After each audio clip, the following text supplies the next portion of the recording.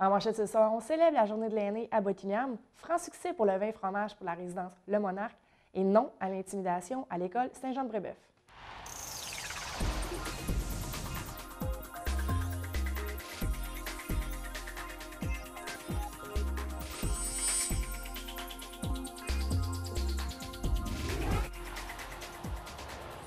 Bonsoir, bienvenue à cette édition d'InfoMag. Mon nom est Josiane Hardy et nous sommes jeudi le 2 octobre. Le service de police de Gatineau, le SPVG, est à la recherche de victimes potentielles de la part d'un préposé aux bénéficiaires de Gatineau. M. Marc Bruyère a été arrêté à la suite de la plainte d'une personne âgée qui, alerte, avait remarqué le vol. M. Bruyère doit respecter 3 conditions, soit l'interdiction de se trouver dans un CHSLD ou une résidence pour personnes âgées et d'occuper un emploi en lien avec les personnes âgées.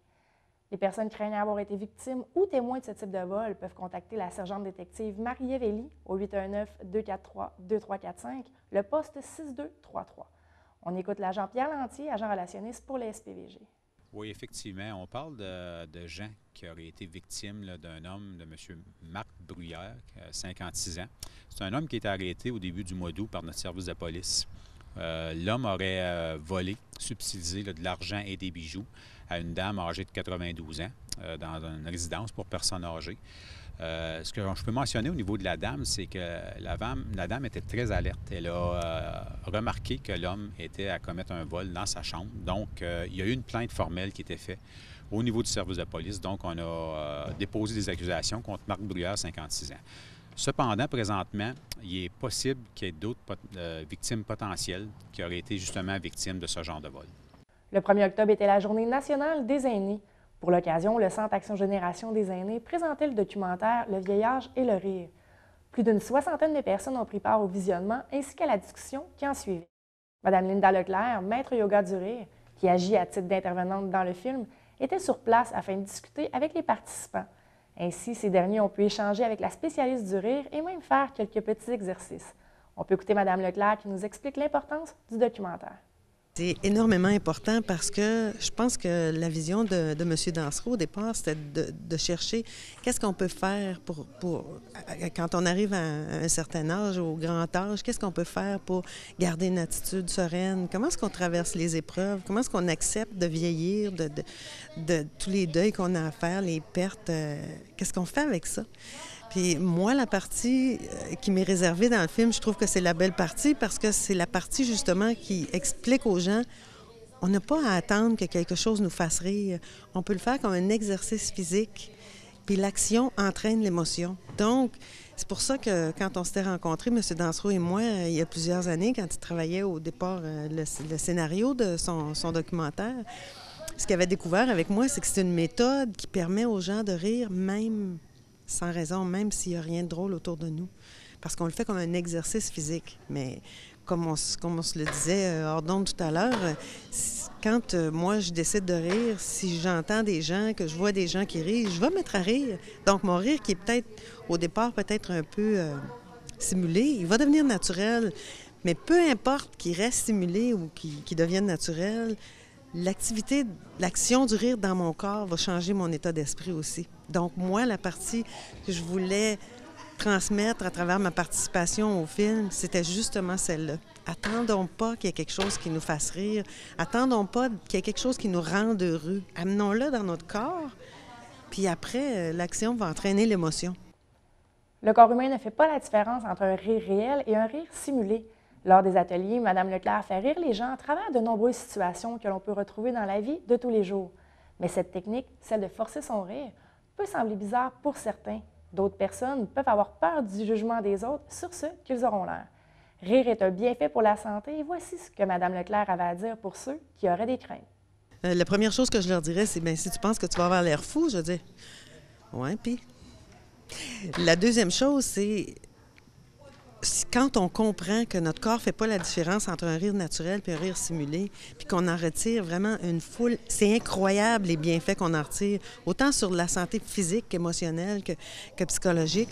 Quand tu comprends que ton rire, même s'il est simulé au départ, va te faire du bien, c'est comme, on le sait que le jus d'orange, c'est bon pour la santé. Bien, bois du jus d'orange un peu plus. Donc, tu sais que rire, c'est bon pour ta santé. Bien, ris un peu plus. Moi, j'arrête de me juger. La résidence Le Monarque tenait son vin fromage le 26 septembre dernier afin d'amasser des fonds pour la construction de la résidence. Présentement, les bénéficiaires sont localisés dans une section de l'ancien couvent à Montebello. Le vin fromage fut un franc succès, près de 150 personnes ont assisté à l'événement. La résidence Le Monarque est une maison d'hébergement en soins palliatifs qui accueille les patients en fin de vie afin de leur permettre de vivre les derniers moments dans la dignité. On écoute la vice-présidente du conseil d'administration, Mme Ghislaine Langevin. La résidence Le Monarque, c'est une maison de soins palliatifs pour les personnes en fin de vie. Donc, c'est pour les accompagner dans un climat chaleureux, entourés de leurs proches, puis faire en sorte que ces gens-là partent dans la dignité. C'est ça, une maison de soins palliatifs. Puis la résidence Le Monarque, c'est cette maison-là qui est pour la Lièvre et la Petite Nation. Donc, la MRC de Papineau. Vous en trouvez une du même genre dans le coin de Hall, la maison Mathieu Froment. C'est notre 3e édition. On en est bien fiers. La première édition avait eu lieu du côté du parc de Plaisance. La deuxième, on l'a fait ici l'année dernière du côté de Buckingham, justement pour interpeller les gens de la Lièvre, parce que c'est très, très important. Puis je crois que de ce côté-ci, ils sont peut-être moins au courant de ce qui se passe. La résidence est quand même ouverte à Montebello depuis le mois d'août. Puis le but des levées de fonds et tout, c'est pour faire le roulement de la résidence et en plus pour pouvoir enfin la construire sur le terrain qui appartient à la résidence Le Monarque. Le mois d'octobre est, oui, le mois de l'Halloween, mais également le mois du piéton. Partout dans les rues, vous pouvez remarquer des traverses piétonnières. Saviez-vous, automobilistes, que vous devez vous arrêter lorsqu'un piéton désire traverser, ce dernier a la priorité. Si vous ne respectez pas ce code, un constat d'infraction de 161 $ vous être remis. En contrepartie, si un piéton ne traverse pas aux intersections piétonnières, ce dernier peut se voir remettre un constat de 42 $. Pierre Lantier du SPVG nous explique pourquoi le mois d'octobre est dédié à la sécurité piétonnière et quelles sont les infractions les plus fréquentes chez les piétons et les automobilistes. Oui, souvent les gens vont se demander comment se fait qu'on a nommé le mois d'octobre le mois du piéton. Il y a deux raisons bien particulières. C'est certain que la luminosité diminue beaucoup. On sait qu'on perd de 2 à 3 minutes d'ensoleillement ou de clarté par jour. Également, le changement d'heure qui arrive là, vers la fin du mois, début du mois de novembre, je crois. Donc, ce sont deux facteurs là, qui font en sorte qu'on retrouve plus d'accidents, plus de dangers au niveau là, où un piéton là, pourrait se faire heurter par un véhicule. Au niveau des infractions qu'on retrouve chez le piéton, c'est surtout de traverser ailleurs qu'une intersection et ne pas circuler sur le trottoir. Donc, ces gens-là, à ce moment-là, s'exposent justement à recevoir une amende, mais également, je dirais, un peu plus d'être frappé par un automobiliste, étant donné, on parlait tantôt de luminosité. Il faut être bien vu, il faut circuler aux endroits qui sont recommandés et traverser aux intersections là, où c'est recommandé. Au niveau des véhicules, les infractions qu'on va voir en grande majorité, c'est dans les passages piétonniers, où on a le fameux clignotant jaune, parfois c'est rouge. Donc, on sait que lorsque ça s'est activé et qu'il y a un piéton à cet endroit-là, les automobilistes se doivent d'arrêter, de s'immobiliser, de laisser passer le piéton. Sans ça, on parle d'infractions émises au-delà de 100 $ aux conducteurs d'un véhicule qui ne respectent pas les passages piétonniers. L'École primaire Saint-Jean-de-Brébeuf dit non à l'intimidation. Le respect est d'ailleurs dans le code de conduite de l'école. De nombreuses activités ont lieu durant toute la semaine afin de sensibiliser les élèves contre ce fléau qui est encore, au dire de plusieurs, trop présent. Les activités ont été adaptées afin que les élèves comprennent bien le message et puissent le mettre en pratique. Mme Julie Boucher, directrice de l'école, nous fait la nomenclature des activités réalisées au courant de la semaine. Donc, tout d'abord, lundi, nous avons confectionné une bannière avec les mains des enfants qui visait tout simplement à faire prendre conscience qu'ici, à l'École Saint-Jean-Brébeuf, on dit non à l'intimidation. Donc, la main, c'est la symbolique pour dire qu'on dit non à cette forme de violence dans notre école. Donc, c'était lundi. Mardi, ce que nous avons fait, c'est tout simplement une espèce de mise en scène qui a été diffusée à l'Intercom, donc où on met des personnages qui vivent de l'intimidation, puis tout ça, puis comment on peut finalement demander de l'aide. Donc, c'est un peu le message qu'on a voulu lancer. Mercredi, on a fait le grand dévoilement de la bannière et lecture d'un poème d'un enfant qui, encore, peut être victime d'intimidation, mais qui a la chance d'être écouté, puis a la chance d'être aidé. Donc, c'est comme ça qu'on a passé notre journée de mercredi. Jeudi, c'est un texte à écrire ou un mot gentil à écrire à un collègue de classe ou un dessin à faire à un collègue quand on est plus petit, tout simplement pour lui démontrer qu'on l'apprécie. Donc, on va dans le positif, puis finalement, ça va se terminer par une marche en blanc et évidemment accompagnée de notre bannière là, que nous avons confectionnée à l'école. Le Centre Action Génération des aînés a lancé en grande pompe sa programmation pour 2014-2015. De nombreuses nouveautés et des valeurs sûres sont au programme. Je me suis entretenue avec la coordonnatrice des activités, Mme Julie Mercier.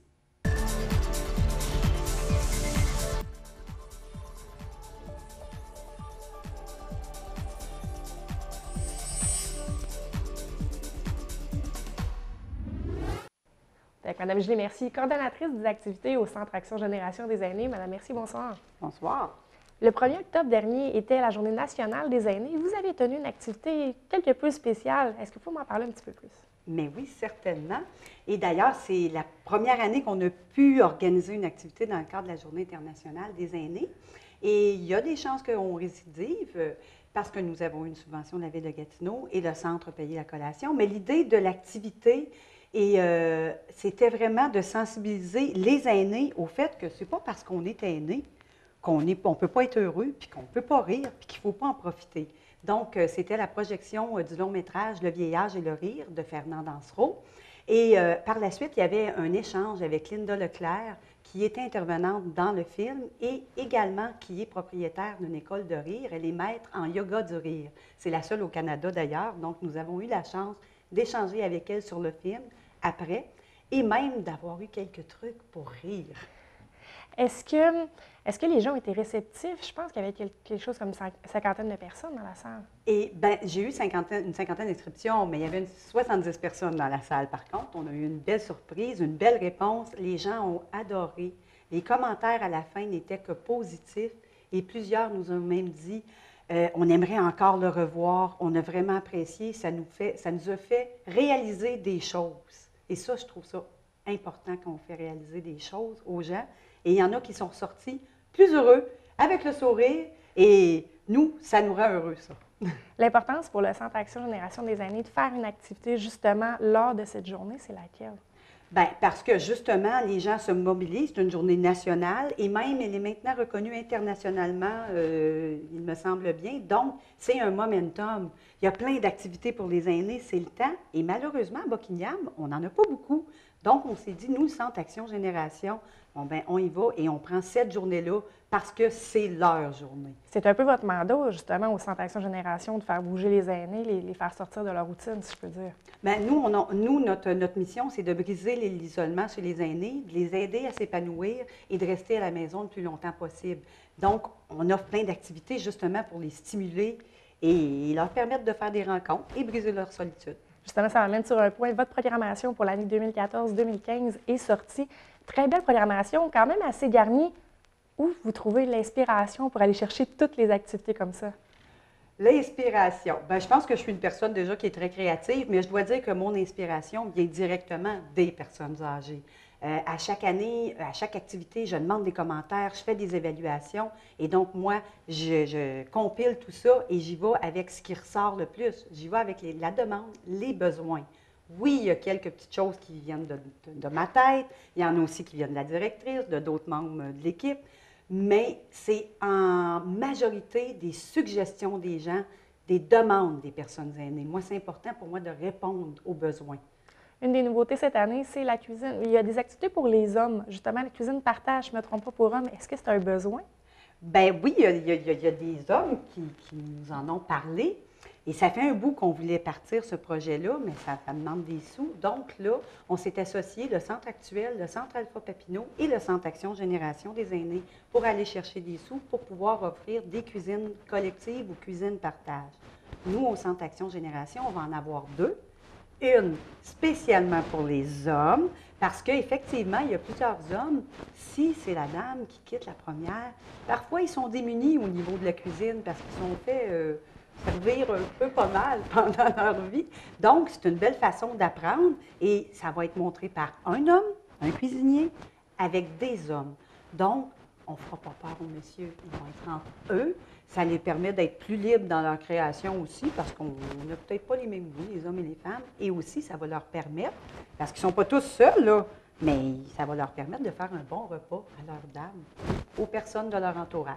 Mais le but de ces ateliers-là, c'est d'apprendre la cuisine de base et de le faire entre hommes. Ça va être un cuisinier homme qui va montrer à des hommes. On prend de 4 à 6 hommes. Et c'est une fois par mois, c'est pas trop souvent, mais on apprend la base, comment faire des soupes, des potages, ragoûts, patates, juste vraiment pour être capable d'être autonome, pouvoir se faire un repas et pouvoir gâter son entourage ou son épouse, sa bien-aimée. Donc, on a déjà 4 inscriptions, mais il reste encore 2 places, donc messieurs, ne vous gênez pas. Excellent. Une autre nouveauté, la section pour les gens anglophones est plus garnie cette saison-ci, si je ne me trompe pas. Oui, on continue nos collaborations avec le PHSSN. Et cette année, habituellement, on a toujours une conférence à chaque année. Là, on va avoir encore une conférence. Ça va être une conférence sur la mémoire. Et aussi, on a une cuisine partage qu'on organise en anglais. Les cuisines vont se faire à l'église Saint-Stephen. Sur la montagne, la petite montagne, c'est super beau. Et ça va être mixte, hommes et femmes pour celui-là. Et il nous reste encore 2 places pour celui-là également. On va jusqu'à 8 personnes maximum, mais à 4 personnes, l'atelier débute. Et ça va être des mardis matins. Pour les hommes, on n'a pas encore la journée que ça va avoir lieu, mais appelez-nous, puis ça va débuter là, probablement à la fin du mois d'octobre. Excellent. Il y a des valeurs sûres qui reviennent dans la programmation, les matinées conférences. Oui, mais j'aimerais ça juste un petit peu revenir sur mes activités pour les hommes. Parce que c'est pas juste pour les hommes, mais on est en train aussi d'élaborer un atelier de menuiserie. Ah! Pas où on va tout faire, découper les morceaux et tout, parce qu'on n'est pas équipé. Mais avec le Centre des aînés de Gatineau, on a fait faire toutes les pièces à l'avance d'un beau plateau de bois et les hommes pourront venir assembler tout ça, vernir, peinturer et c'est serviable après. On peut manger au lit, on peut regarder la TV avec notre petit plateau. Donc, ça s'en vient au printemps. Excellent. On peut prendre le petit plateau justement pour les cours de cuisine. On mixe toutes les activités qui se déroulent chez vous. C'est bon, ça? Les matinées conférences reviennent cette année. Oui, encore cette année, on en a encore plus d'une dizaine. Il y en a à Buckingham, il y en a également une à Thurso et il va en avoir aussi une à Notre-Dame-de-la-Salette. La prochaine conférence, c'est une conférence sur la nutrition. Comment bien se nourrir après 55 ans. Et ça va être avec Véronique Ouellette-Saint-Denis, qui est nutritionniste diététiste pour le C3S Papineau. C'est une collaboration du C3S. Et d'ailleurs, toutes nos conférences sont des collaborations ou des personnes bénévoles qui viennent. On est bien chanceux. Et jusqu'à Noël, on en a 3 qui restent. Celle que je vous ai dit le 15 octobre. Il y a également le 19 novembre. Ça fait 2 ans qu'on essaie de l'avoir. C'est la conférence sur l'arthrite avec la Société de l'arthrite qu'on a dû annuler l'an passé à cause de problèmes techniques. Il n'y a plus de Société d'arthrite en Outaouais. Mais là, on a fait affaire avec la Société d'arthrite de Montréal et j'ai dit, écoutez, vous nous l'aviez promis, on veut l'avoir et nous l'aurons le 19 novembre. Et le 10 décembre, c'est exceptionnellement le 2e mercredi du mois, parce que Noël va approcher assez vite. C'est une conférence avec Hydro-Québec. Et là, on va parler de l'énergie, mais on va voir des photos des grands barrages, les grands projets, mais on va aussi parler des questions que les gens ils veulent savoir. Comment j'économise sur ma facture d'électricité, sur ma facture d'énergie. Et on va vous donner des trucs pour ça. Et on va aussi parler des fameux compteurs. Les beaux petits compteurs électroniques, là. On va en parler aussi. Qu'on a entendu beaucoup dans les nouvelles.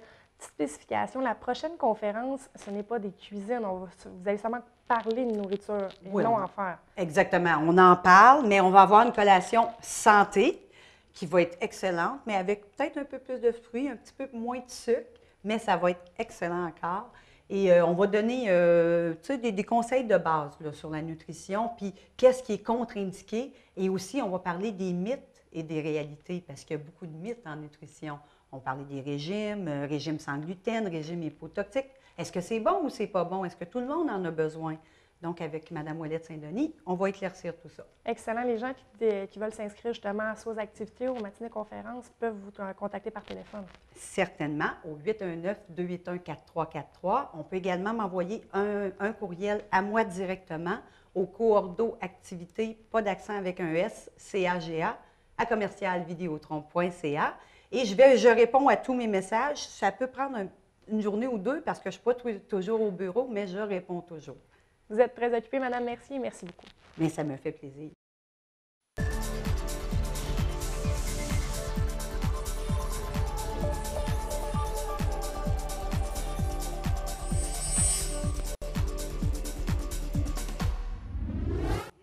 C'est maintenant l'heure des sports avec François Croteau. François, bonsoir. Bonsoir. On commence ça avec les Tigres ce soir. Oui, effectivement, et on pourrait presque dire que Tigre, cette année, cette saison, c'est invincible.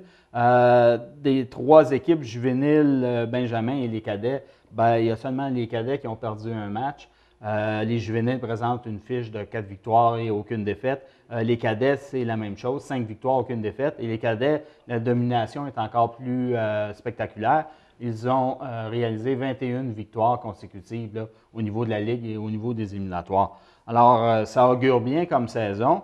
Cependant, petit bémol, on a appris ça là, au printemps. Dernière saison des Tigres, en tout cas pour le juvénile, dans la Ligue Subway. Décision de Michel Leroy qui veut aller tenter sa chance dans un calibre supérieur, la catégorie A, pardon. Et les Tigres joindraient là, la Ligue des Laurentides à partir de la saison prochaine. Et ils ne seraient pas les seuls à partir. Il semble que les représentants de l'Érablière aussi, dans le juvénile, s'en iraient là, du côté de la Ligue Laurentide. Il va falloir rencontrer M. Roy pour qu'il vienne nous expliquer les raisons qui motivent ça. Je sais que Michel est un homme de passion, est un homme d'action, mais peut-être aussi un homme d'émotion, parce que quitter une ligue, je pense que c'est une grosse décision. C'est un gros dossier, là. Mais on va laisser la chance à Michel Leroy de venir nous en parler. Un dossier à suivre. Oui. Et là, on poursuit avec les Mustangs. Oui, si les Mustangs, si les Tigres sont invincibles, les Mustangs sont plus prévisibles. C'est-à-dire qu'ils ont un début de saison, 2 victoires, 2 défaites, mais il faut comprendre qu'il y a 9 nouveaux venus là, dans l'équipe. Donc, sur 18, c'est 50 de l'équipe.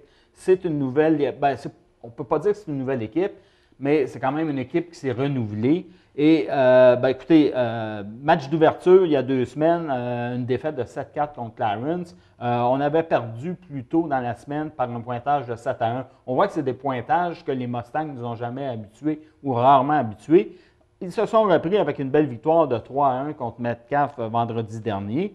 Je pense que dans le moment, ce qu'il faut régler le plus, c'est l'espace qu'il y a entre les 2 oreilles. Les joueurs prennent trop de punitions qui n'ont pas leur place, un peu d'indiscipline. Je rappelle, prochain match, vendredi soir prochain, ici même au centre sportif de Buckingham, les visiteurs Ottawa-Ouest, les Golden Knights. On sait que la chimie n'est pas très bonne entre les 2 entraîneurs, donc c'est à voir. Excellent. On reste dans le hockey avec les Intrépides. Oui, les Intrépides, moi je dis imprévisibles là, cette année.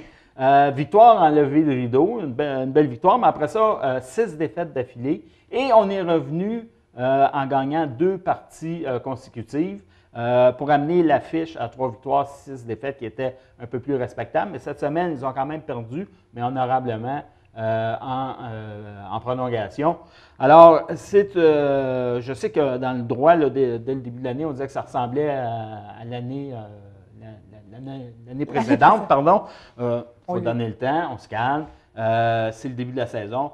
On va les regarder aller. Je pense qu'il y a un bon personnel d'entraîneur. Ils ont des facilités incroyables là, au niveau du centre Branchot-Brière. Donc, une équipe à surveiller et aussi des matchs là, à aller voir. C'est un environnement idéal pour le hockey Branchot-Brière.